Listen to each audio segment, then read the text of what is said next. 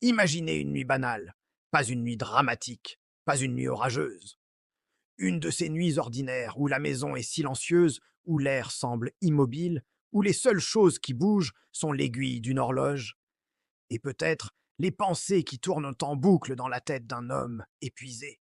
Ce genre de nuit où rien ne signale que le réel est sur le point de se fissurer. Et puis, sans avertissement, l'absurde s'invite dans la réalité. Aux premières heures du 24 mai 1987, les portes d'un commissariat en Ontario s'ouvrent. Un homme entre. Il avance lentement, comme s'il craignait que le sol se dérobe sous ses pieds. Il est couvert de sang. Ses vêtements sont tachés, irrégulièrement, comme après une lutte qu'il ne comprend pas lui-même. Ses mains sont gravement entaillées, si profondément qu'on pourrait croire qu'il ne les sent presque plus. Il ne cherche pas à fuir. Il ne regarde pas autour de lui pour évaluer une issue. Il ne demande pas d'avocat. Il se contente de regarder les agents, comme si eux seuls pouvaient lui expliquer ce qu'il fait là. Puis il prononce une phrase qui sonne comme une erreur de scénario. Une phrase qu'on attendrait dans un film, jamais dans un vrai poste de police, devant de vrais policiers, à une vraie heure du matin. Je crois que je viens de tuer 2 personnes. Ce n'est pas une confession classique, ce n'est pas une phrase lancée avec froideur ou défi. Il n'y a aucun triomphe dans son regard, aucune fierté, aucune stratégie. Il y a plutôt quelque chose de beaucoup plus troublant. Le regard Carster, un homme qui semble entendre ses propres mots en même temps que ceux qui les entendent. Comme s'il découvrait cette réalité au moment même où il la formule. Et dès la première minute, une question empoisonnée s'installe, silencieuse mais tenace. S'il dit vrai, comment peut-il être à la fois coupable et absent? Parce que Kenneth Parks ne plaide pas l'innocence par réflexe. Il ne dit pas « je n'ai rien fait ». Il affirme quelque chose de bien plus dérangeant. Il affirme avoir agi en dormant. Les histoires les plus inquiétantes ne commencent presque jamais avec un monstre. Elles commencent avec un homme normal, un homme banal, un homme entouré de détails ordinaires.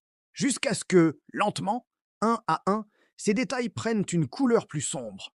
Kenneth Parks est un jeune adulte, marié, père de famille. Rien, au premier coup d'œil, ne crie danger imminent. Pas de casier criminel violent, pas de comportement erratique spectaculaire. Mais quand on recule la caméra, quand on élargit le cadre, on distingue un tableau beaucoup plus instable. Un stress financier constant, des tensions familiales liées à l'argent, une fatigue chronique qui ne disparaît jamais vraiment. Et surtout, un corps qui ne récupère plus. Dans ce genre d'affaires, l'erreur la plus fréquente est de croire que tout se joue dans la tête, au sens psychologique ou émotionnel. Or ici, la défense va déplacer le débat vers un terrain beaucoup plus froid, presque mécanique. La question de la volonté. En droit pénal, il existe une idée presque sacrée. On ne condamne pas quelqu'un uniquement parce qu'un résultat tragique est arrivé. On condamne parce que l'acte est volontaire. Sans volonté, il n'y a pas de culpabilité pénale. Et c'est précisément ici que l'affaire Parks devient un labyrinthe. Si l'accusé était réellement en état de somnambulisme, alors l'acte pourrait relever de l'automatisme. Un comportement complexe, structuré, mais non dirigé consciemment. L'histoire ne demande donc pas seulement « qu'est-ce qui s'est passé ?» Elle pose une question beaucoup plus dérangeante. Qui était présent dans ce corps, à ce moment-là? Revenons à cette nuit. Ce qui rend cette affaire si profondément dérangeante, ce n'est pas seulement la violence, c'est la logique apparente de ce qui est décrit. Selon les éléments rapportés, Kenneth Parks quitte un lieu de repos. Il met des vêtements, il prend sa voiture, puis il conduit. Environ 20 kilomètres, entre Pickering et Scarborough, en Ontario. Prenez un instant pour mesurer ce que cela implique réellement.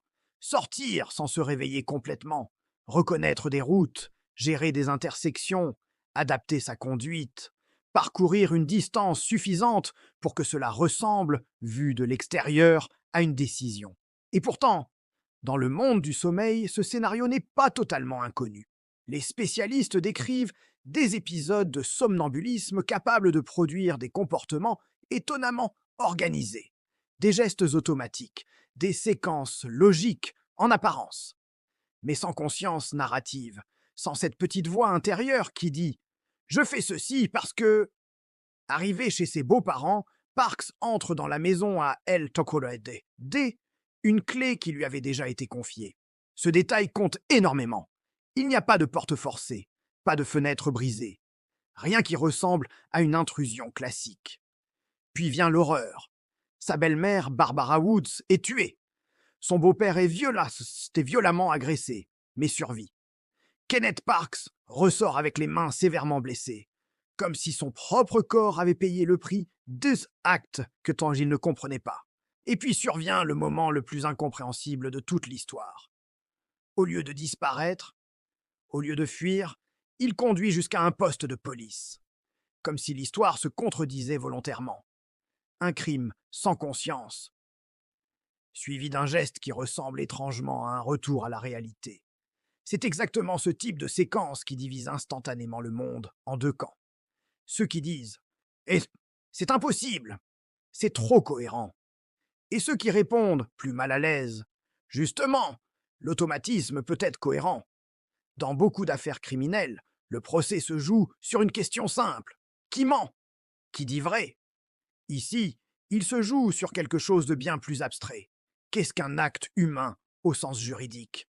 La défense soutient que Kenneth Parks était en état d'automatisme non insane, un état non lié à un trouble mental reconnu par la loi.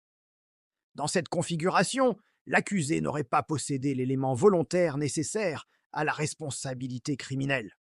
Ce n'est pas un détail technique, c'est une frontière fondamentale. Dans le droit canadien, cette distinction est cruciale. Automatisme insane, lié à une maladie de l'esprit, pouvant mener à des mesures de contrôle et à un statut particulier. Automatisme non insane, non lié à une maladie mentale, pouvant mener à un acquittement complet. Vous sentez immédiatement l'enjeu. Accepter cette thèse, c'est accepter qu'un acte d'une gravité extrême puisse ne déboucher sur aucune condamnation pénale. Non pas par indulgence, mais parce que le droit refuse de punir l'involontaire. L'accusation, évidemment, ne peut pas se contenter de philosopher. Elle doit défendre une autre idée tout aussi puissante. Le bon sens collectif, la sécurité publique, l'intuition profonde que quelqu'un doit répondre. Au cœur du procès, les experts décrivent l'état de sommeil de Parks. La question n'est plus « est-il un monstre ?» Elle devient « peut-on raisonnablement douter qu'il ait agi volontairement ?» Et en droit pénal, ce mot, doute raisonnable, est infranchissable. S'il existe, la condamnation tombe. Le jury acquitte Kenneth Parks. Mais l'histoire ne s'arrête pas là. L'affaire monte jusqu'à la Cour suprême du Canada. Ici, on quitte le théâtre émotionnel du jury. On entre dans un espace où chaque mot peut façonner des décennies de jurisprudence. Si la Cour dit oui, elle crée un précédent. Si elle dit non, elle ferme définitivement la porte à une défense rare mais possible. La question centrale s'est posée frontalement. Le somnambulisme doit-il être considéré comme une maladie de l'esprit? En 1992, dans l'affaire R.C. Parks, la Cour suprême confirme l'acquittement. Elle rappelle un principe fondamental. La responsabilité criminelle exige un acte volontaire, et que le droit ne peut pas, par réflexe de peur, transformer chaque comportement inconscient en folie juridique. Derrière cette décision, une tension morale demeure. D'un côté, le droit refuse de punir un corps sans pilote. De l'autre, la société refuse l'idée qu'un homicide puisse être sans auteur conscient. La Cour marche sur un fil, et c'est précisément pour cela que l'affaire Parks devient mondialement citée. Même après les verdicts, certaines choses ne se résolvent jamais. Une femme est morte. Un homme a survécu à une nuit inimaginable. Une famille est détruite à jamais. Et au centre reste Kenneth Parks, l'homme acquitté, le mari, le père, l'homme qui s'est présenté au poste de police, et celui dont on affirme qu'il n'était pas présent pendant le crime. Cette affaire dépasse largement un simple dossier judiciaire. Elle alimente encore aujourd'hui un débat plus vaste sur la violence liée au sommeil, sur les états dissociatifs et sur la prudence nécessaire face aux expertises scientifiques. Si l'on raconte encore cette histoire, ce n'est pas pour romantiser une défense rare. C'est parce qu'elle révèle une vérité profondément inconfortable. La justice fonctionne avec des catégories humaines. Intention, choix, contrôle. alors que le cerveau, lui, n'a pas toujours la politesse d'obéir à ces catégories. La dernière image à garder n'est pas celle du tribunal. C'est ce poste de police, tard dans la nuit, un homme blessé. Et une phrase impossible. Et vous, devant l'écran, vous vous retrouvez à faire exactement ce que cette affaire impose depuis 1987. Vous demandez où commence la volonté et où elle s'éteint.